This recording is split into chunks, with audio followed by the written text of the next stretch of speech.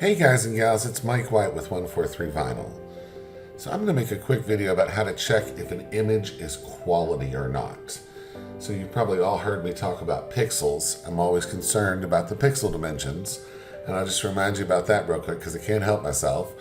300 pixels per inch. So if you want something 10 inches wide, you need 3,000 pixels wide. But you can't talk about that without talking about white space.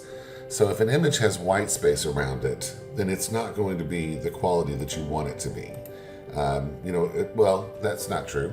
It's not going to be the dimensions that are being reported by the file. So in other words, when I look at this this file right here, if I wanted to look at it, let me look at it in my folder here. So you can look at this and actually just click on properties. We're in Windows. I don't know how to do this on a Mac. And it tells us that it is 2,274 by 3,599. So somebody has definitely been listening to me, and I really appreciate it. They've made it 3,600 pixels tall. There's no reason to make it 3,600 pixels wide. If you're printing a 12 by 12, just have one of the dimensions be hitting that boundary of that 12, because you're not going to want to stretch that image out or anything. You want to just print it in the aspect ratio that it came in. So this one is perfect to be printed on a 12 by 12 because it's 3,600 pixels tall, so it's exactly right. But just having the right amount of pixels is not necessarily going to fix bad image quality. So that's what this video really is about. The heart of the matter is the image quality at the pixel dimensions that you're uploading. So, we're in Windows Photo Viewer, and we can just zoom in here, and you can see when you look at this at 100%, you're looking at, and that's what it says up in there in the corner, 100%. You're actually looking at what the printer is going to see, the final results that the printer is going to print. And the printer's stupid. It doesn't know that this curve is supposed to be smooth. It is going to faithfully represent what you gave it. So it's going to print each one of these little jaggies. That's what I call these guys. They're just like kind of pixel artifacts. And what this comes from is from an image being scaled larger than the original source quality. So in order to get back to original, you actually kind of have to scale this back down. With an image like this, you almost need to trace it in Inkscape and redraw all these elements, which wouldn't be that hard. It's a really kind of simple, very cute image.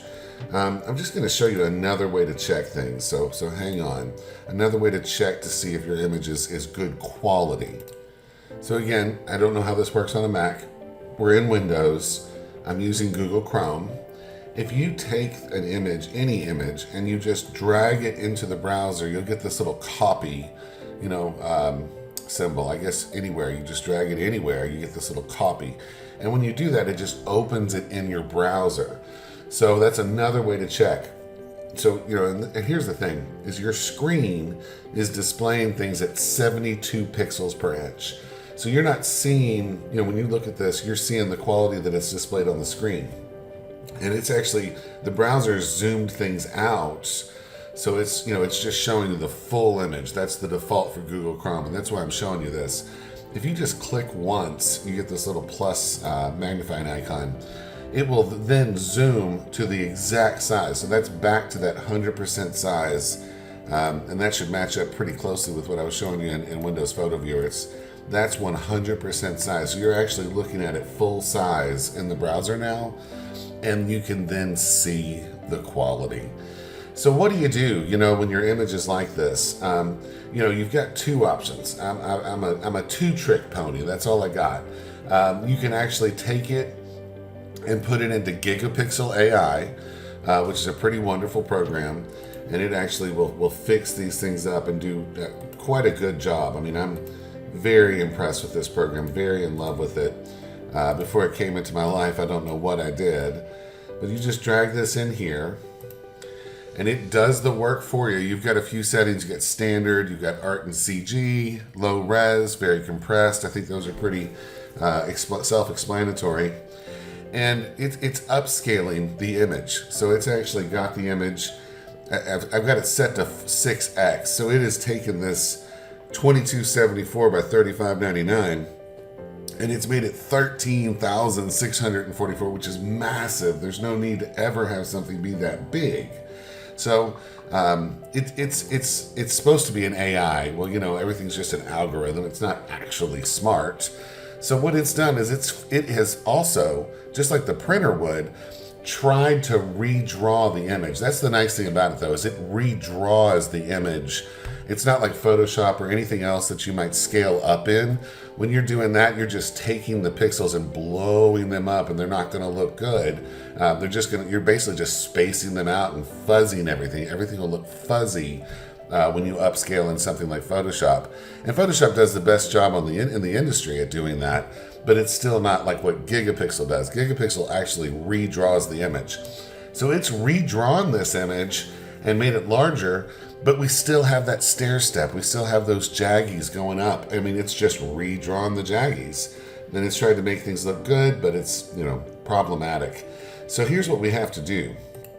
In order to do this right, we actually have to remove the jaggies first. And so the way we do that is by scaling it back down. And I can't mention scaling things down without saying the word counterintuitive. You want better quality. Why are we going to scale down?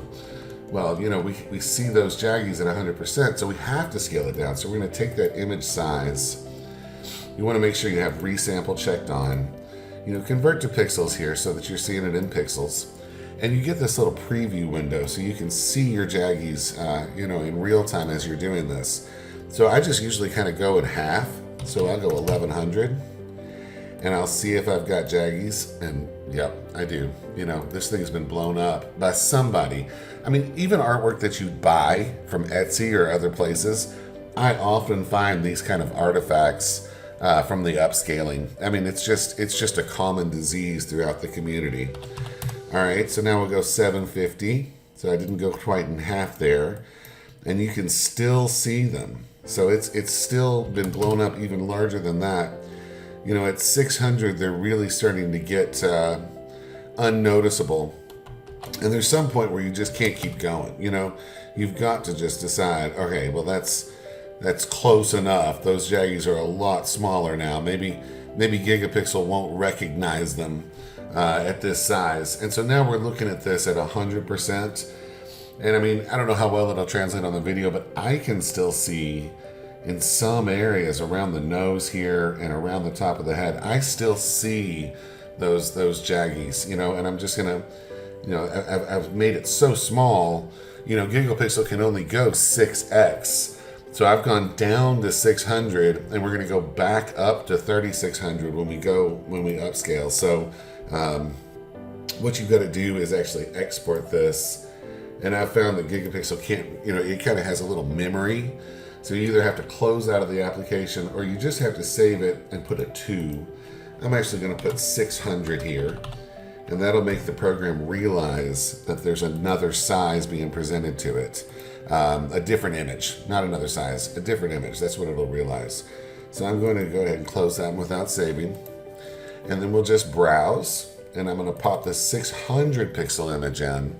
And now it's upscaling that. Oh, I made it 500, sorry. It's upscaling it to 3000 by 4746. And you can see it's done a much better job. And I actually do have some more room. I forgot my own rules. You know, you can still see how it's redrawn, but it's put those jaggies right where they were. I'm sure we'll see a little bit around the nose. Yeah, you just see it, you know, it gets rumply. That's what I call this. So we got all these fun words. We got jaggies and rumply. I'm expanding your vocabulary. All right, so we're gonna actually try a little bit more. I need to pay attention to the height on this one. We'll put this to 600. And I still see it. It is so small, you know, at this point that it's just, you know, so we'll call this 600. Well, no, that's what I call the last one. So we're gonna call it 400. And we are going to pull that in and just see if we get a little bit better result. I mean, at this point we are nitpicking.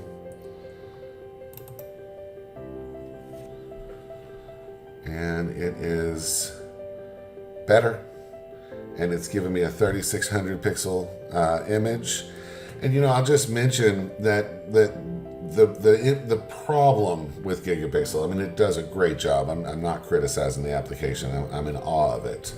Is it doesn't make smooth. It doesn't always redraw in a smooth way. So like this original artwork was like perfectly smooth around all these areas. And again, I don't know how well this is translating on your screen, but I can see, it is darker brown around this outside, and it's like painting these like light effects. There's almost like a light effect around the inside here, but with this transition between these colors. And I see it around the outside here over on the left. I see where it's just kind of painted this light. So, I mean, again, it's an amazing effect. It's really incredible.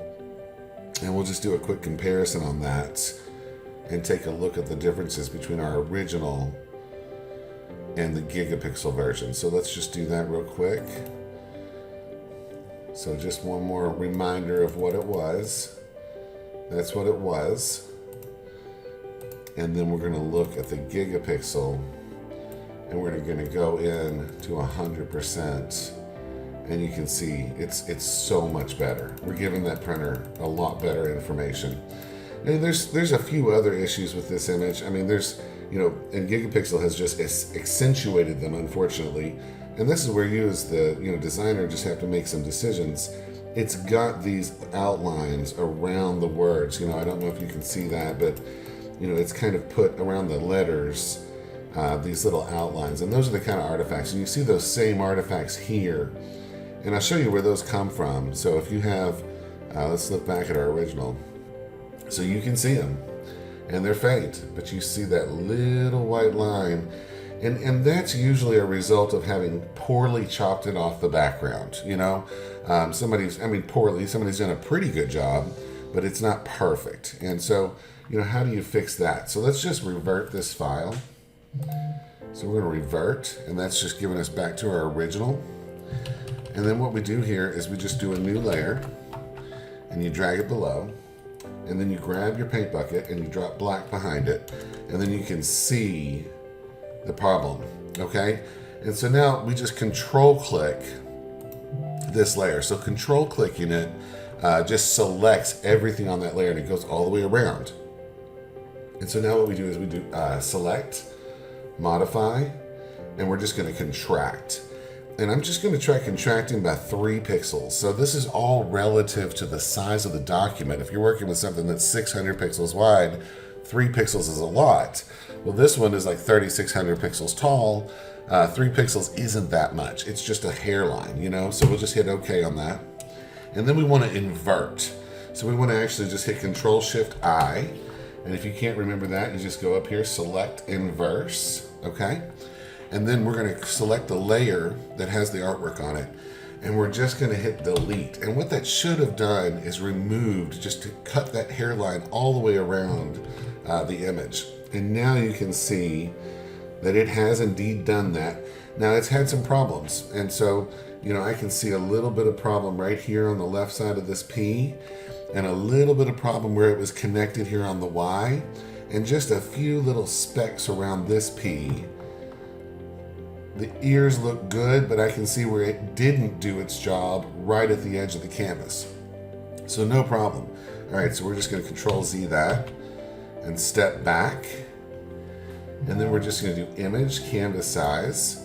So I've got relative checked. That shows you the canvas size that it begins with. I've got relative checked. I'm just going to expand it by 50. So we just need a little bit of edge. And I'm just going to drag our black layer out just to help us see things well and not be confused. And so I'm just going to control click this again. And since I didn't get everything that I wanted, I mean, we don't want to start like, chopping away at this poor puppy's ears. We want to go just 4 pixels. And then we'll do Control-Shift-I. Make sure to select the layer, delete, Control-D to deselect. And now you can see it didn't mess up at the edges, where his ear is smooth. I don't see any of those little artifacts. I see a little tiny bit inside that O. So if you want to get anal, you can try to get rid of this little tiny thing right here. But now, what I want to do is turn that black layer back off. And we don't want white space. I mean, white space is wasted. There's just nothing good about it. So we're just going to trim away those transparent pixels. And then remember, this is our original. So we're not done with this one. We need to repeat those steps. We actually need to go back. It's always good to do trimming and chopping and things like that with the largest size of the image that you have. But then to get the pixels kind of fixed, you're going to want to go back to that size, just like we did before, and render this thing 600 pixels tall. Pass that through Gigapixel, and then we'll get less of that outlining effect that we saw before. All right, so now, of course I'm not done. I've got more to tell you. But the best way to fix an image like this is actually in Inkscape. And there's a few different ways you can approach that. The absolute best way is to load this up into Inkscape. Let me get there real quick. Hang on. Okay, so I've got Inkscape loaded up here, and I'll just drag that full-size one, the one that's been upscaled, that's still got the jaggies. That's fine. And then we'll just pull this open, and you can see that it's going to trace this bitmap. So it's basically selecting, the brown areas. And you can adjust this brightness cutoff. So, what you can do is you can actually back this down. There's so many tools, and I could do a tutorial on this for an hour, just showing you how to do, this part in Inkscape. And I'm not going to do that to you, I promise. What you can do is you can even go into Photoshop and just select the brown parts, and then just export those, and then let Inkscape trace the bitmap. But I think you know where I'm going with this. What we're going to end up with is an actual vector. So sometimes I tell people, well, I've redrawn your image. And what does that mean? This is what that means. So one way you can do this is just come here. We're not going to trace bitmap. We're just going to redraw. So you can literally just take the pen tool and start drawing around the outside. And I'm not going to show you this. I'm not going to teach you how to do this, really. I just wanted to show you that it's possible. And we can sit here and outline and go all the way around each one of these elements and separate them, and then actually just sample the colors and redraw the image. So, and that takes quite a bit of skill and time to get good at. All right, well, this has been Mike White trying to help you save your images. Have fun out there digital crafting.